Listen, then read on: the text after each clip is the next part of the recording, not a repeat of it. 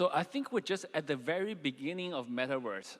We have this word called metaverse, but we don't really have we have a few implementations that are somewhat good, but I think we're still at very early stages. Especially like when you talk about healthcare, right? You can imagine like there's so many things that you can, there's a few different levels of metaverses you can do with healthcare. Number one is remote consultation, right? You can talk to somebody like in high fidelity. For example, if you have a bruise on your arm, they should be able to look at it and say, what kind of bruise it is. If you have, I don't know, some allergy or some condition, they can look at it, they can remote diagnose. If you think about it a little bit further, you could actually use the metaverse to do even surgery remotely, right? So for example, you have to perform any type of surgery inside your body that could be a metaverse that's inside your body that they can produce they can do the operations on. So yeah, it has very interesting applications in real world applications that life-saving applications. So all of this is possible. We don't have it today, so it remains to be built. That's the opportunity. It may be too early to do that right away. We may have to wait for the metaverse technology to mature a bit more, but the possibilities are all there. So I think today, just at the very, very beginning, this is why I'm always bullish about this industry, is there's so much that have not been built yet. We're just at the very, very beginning. Yeah. So it's not about predicting what the future looks like, but fundamentally larger direction we can see. This is a better technology for money. It has no inflation, or very no, and sometimes it's actually mostly deflationary. It's cheaper to transact, it's faster to transact, it's more energy efficient, contrary to many misconceptions. So it has so many advantages. This will evolve. We just need to build applications on top of it. And once we build applications on top of it, people will use it. So you don't plan the internet, right? Google built a very good search engine. Then that made the internet so much more useful because now you can find information all over the web. And then there's many social media, and then there's one social media people use. And then, yeah, so all of these things evolve because people build products. So we focus on that. Yeah, I think, again, we're at the very beginning stage of NFTs. Like today's, so far we've been mostly selling JPEGs and images, etc. There's some virtual goods in games, but there's a lot of real world applications, again, we can imagine that we don't have today. I think we're piloting NFT ticketing for sports events, for Lazios in Italy.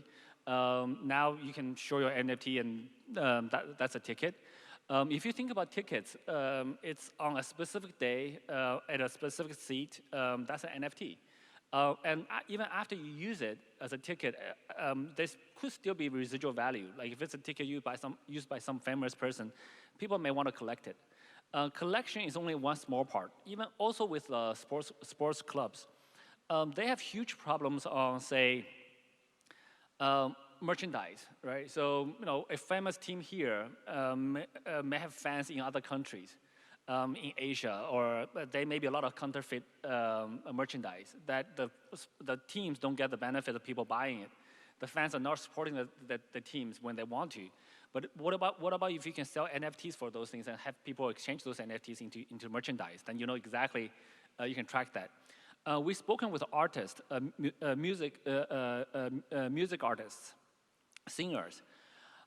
They sell concert tickets at $150, and then that resells like 3 times through the what we call scalpers, and then it sells for like $600, $3,000, and guess what? The artist gets $150.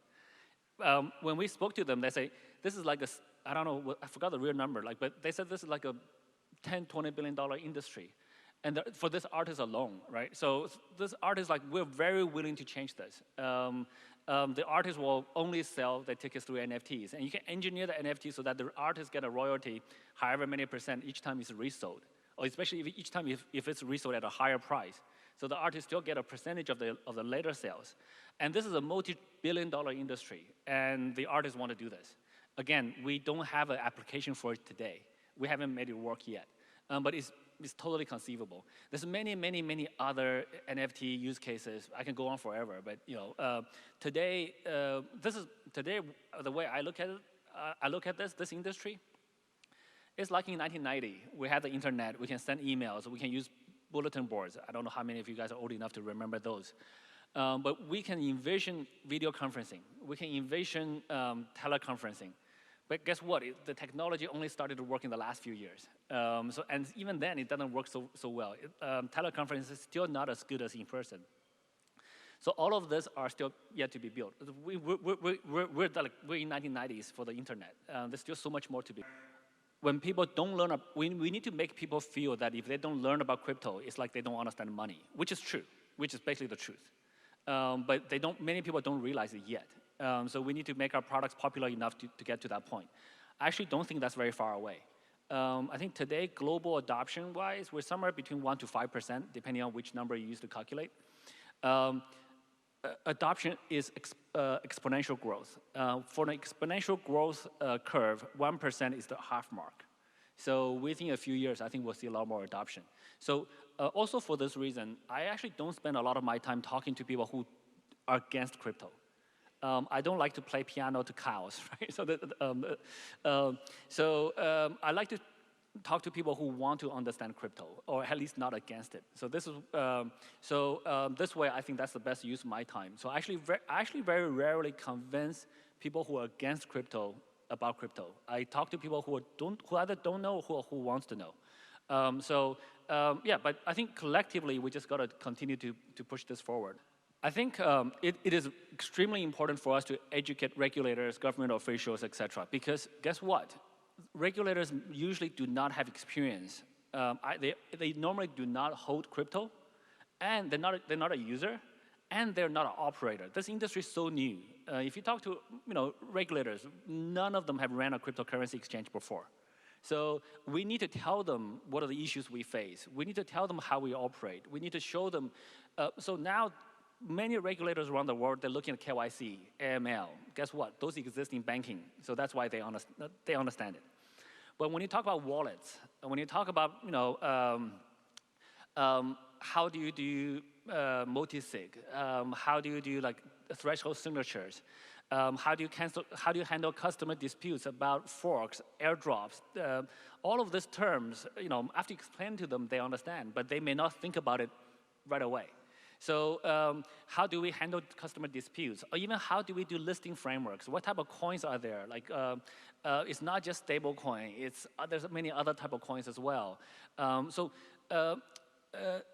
we absolutely need to do education. So it's critically important that we continue to communicate with regulators and government officials, policymakers. We should not expect them to be expert. That's unfair to them. That's unrealistic. So we just gotta continue to do that communication. I try not to think too much about in this specific hypothetical situation cases, and I actually also don't try to plan too far, too rigidly ahead. The only thing that's useful about a plan is when you're making them. The process of making a plan makes you think about different things. But as soon as a plan is made, it's usually outdated. The world has changed. I tell people don't stick to a plan. Just adapt with the world. Just roll with the punches, whatever you call it. But you got to be able to adapt. You got to be able to adjust and execute. Adjust quickly and execute. So for us, I don't try to predict when there's going to be a financial crisis, when the global economy is going to collapse. We don't worry about that. What we worry about this is a new technology. What applications can we make that people will use?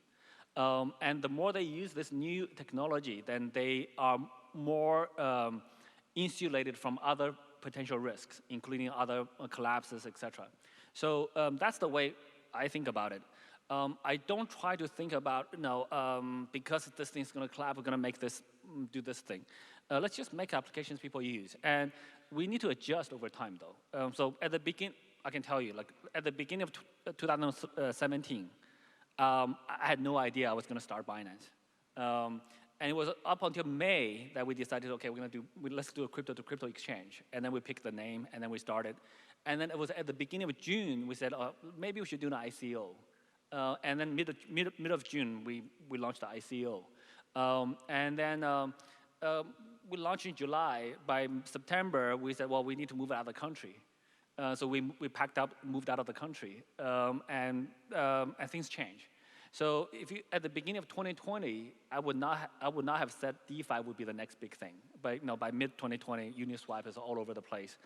And then at the beginning of 2021, I probably would not have said NFTs. By the middle of 2021, the apes and JPEGs were flying all over the place. So but we adjust. But we have an NFT platform. We have a group of developers developing the BNB chain, the Binance Smart Chain that turned into. So we have all of these things that happen fairly organically. But we have the ability to execute quickly when things change. So it's not about predicting what the future looks like, but fundamentally larger direction we can see. This is a better technology for money. It has no inflation, or and sometimes it's actually mostly deflationary. It's cheaper to transact. It's faster to transact. It's more energy efficient, contrary to many misconceptions. So it has so many advantages. This will evolve. We just need to build applications on top of it. And once we build applications on top of it, people will use it. So you don't plan the internet. Right? Google built a very good search engine. Then that made the internet so much more useful because now you can find information all over the web. And then there's many social media, and then there's one social media people use. And then, so all of these things evolve because people build products. So we focus on that.